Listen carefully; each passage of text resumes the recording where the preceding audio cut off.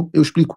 É o discurso mais importante do ano para o presidente dos Estados Unidos, é no State of the Union, que o presidente se dirige ao Congresso dos Estados Unidos, que faz uma sessão conjunta com todos os deputados e senadores e expõe a prioridade do governo para aquele ano.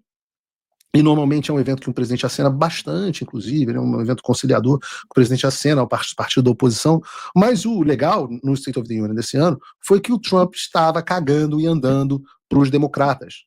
E ele disse algo explicitamente que a gente precisa aprender a fazer no Brasil, no Bolsonaro 2.0. Não há nada, o Trump disse, não há nada que eu possa fazer para vocês, da esquerda, do Partido Democrata, para que vocês me aplaudam ou gostem de mim. Não vou fazer concessões, porque eu desisti de fazer concessões.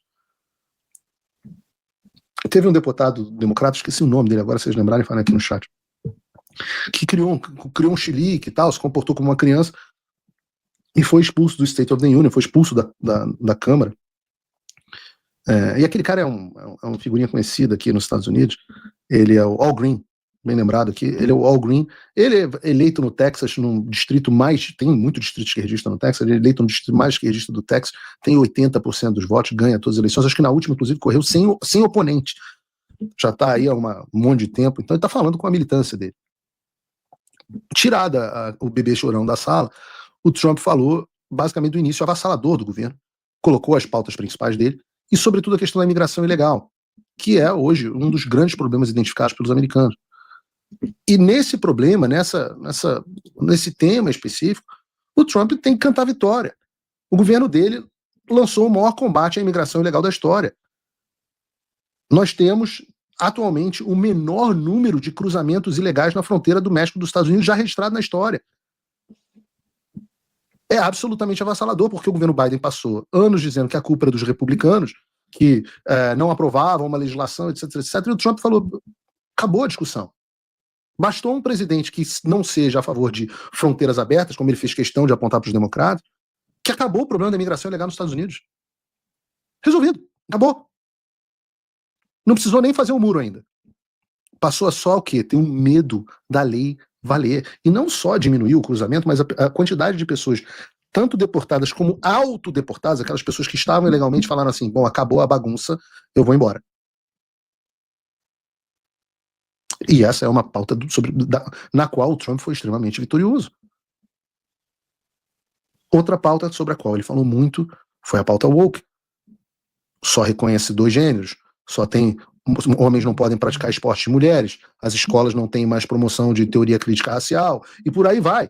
Incluindo a questão da liberdade de expressão, que é um tema muito caro pra gente aqui no Brasil. E o que eu achei do discurso? Bom, segundo uma pesquisa da própria CBS News, veículo de esquerda americano, 76% dos americanos aprovaram o discurso do Trump, contra 23% que não aprovaram. 76%, mesmo com o Trump dizendo, estou cagando para o que vocês democratas pensam.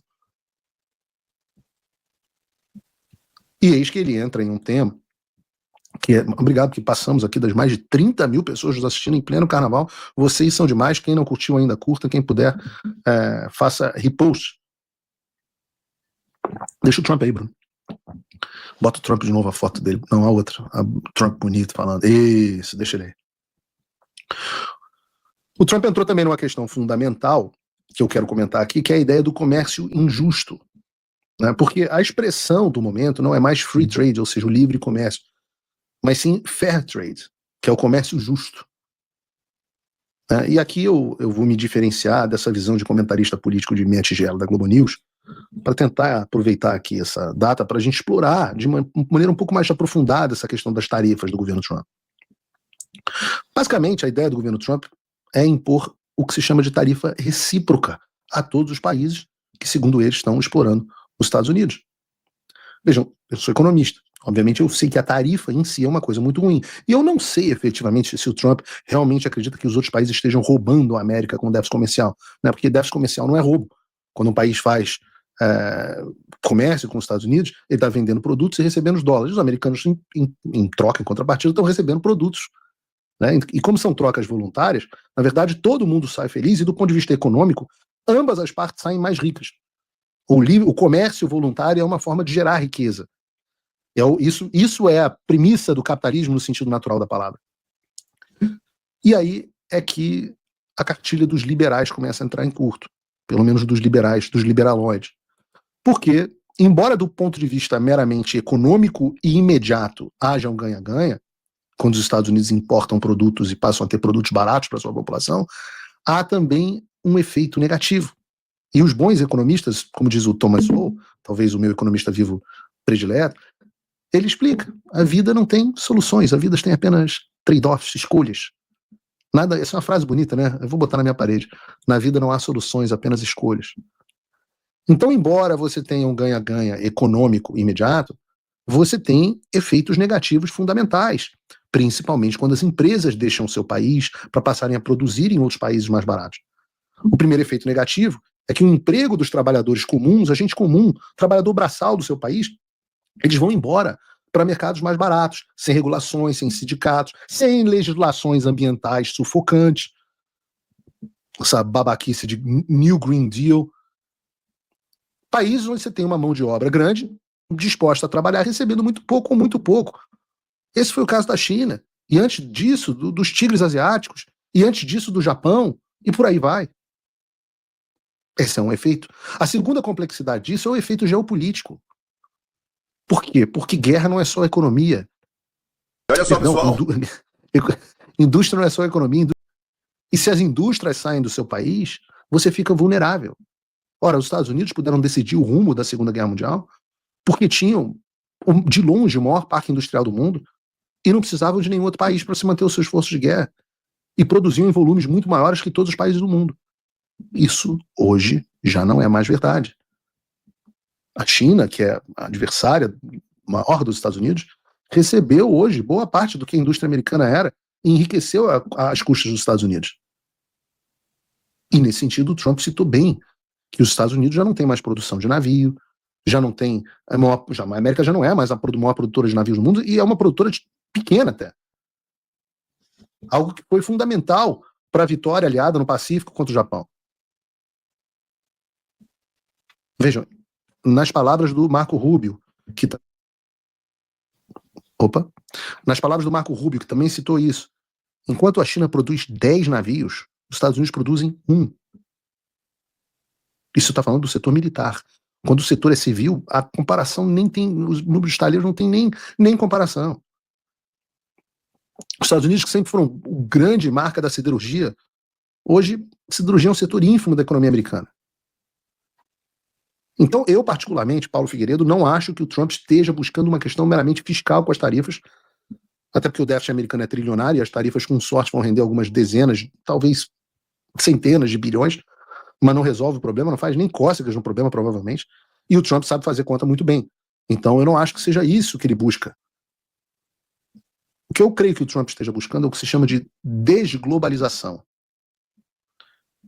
E, para mim, esse esforço tem 3 pilares fundamentais.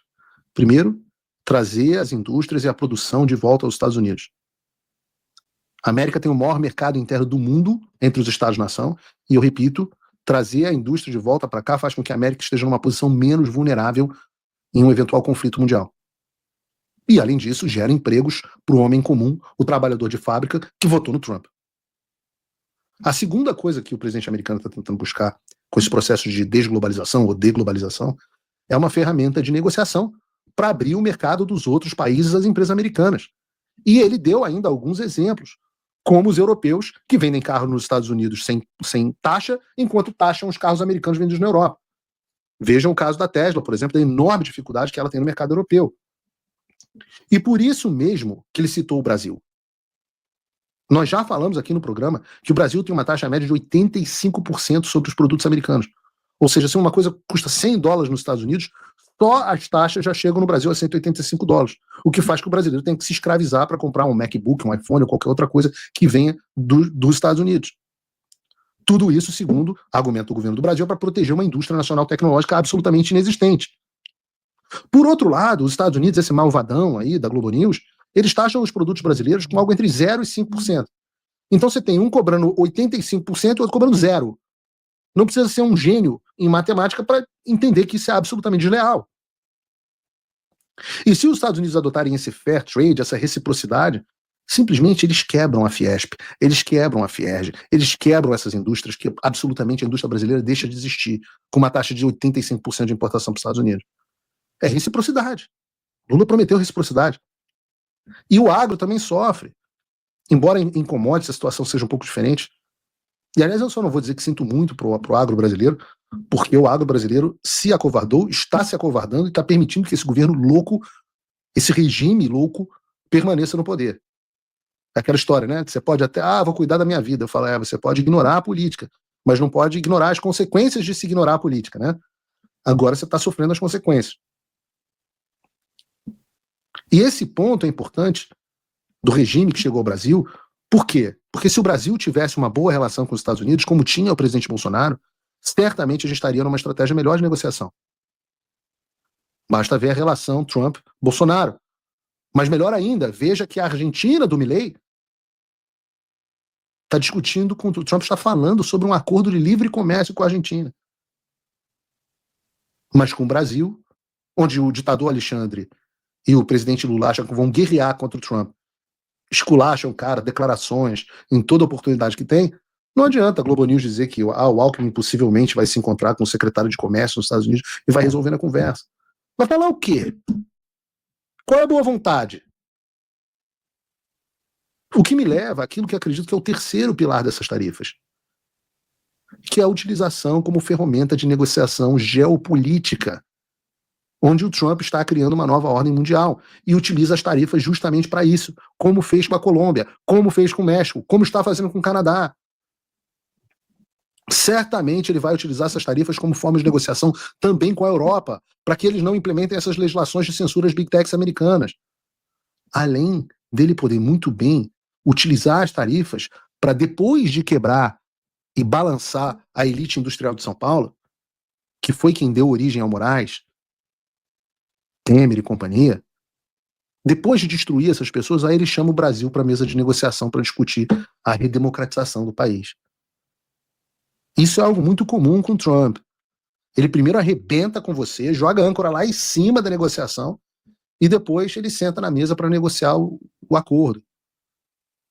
Eu falo isso porque eu vivi isso com o Trump. Ele fez isso comigo algumas vezes. Eu, aliás, sou o único brasileiro que não negociou só um contrato, mas 3 contratos bem-sucedidos com o Trump, pessoalmente. Então eu falo do que eu sei.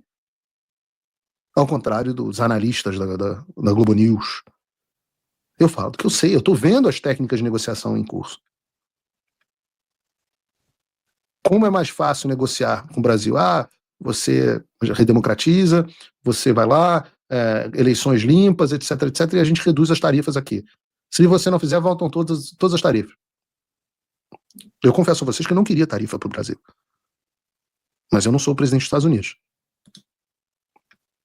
Eu, inclusive, nunca pedi tarifa. Inclusive, aconselhei contra a tarifa. Mas o Trump faz o que ele quer.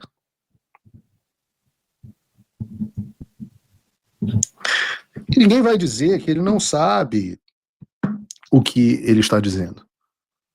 Né? Porque isso nos leva ao nosso última pauta de hoje, que é a Ucrânia.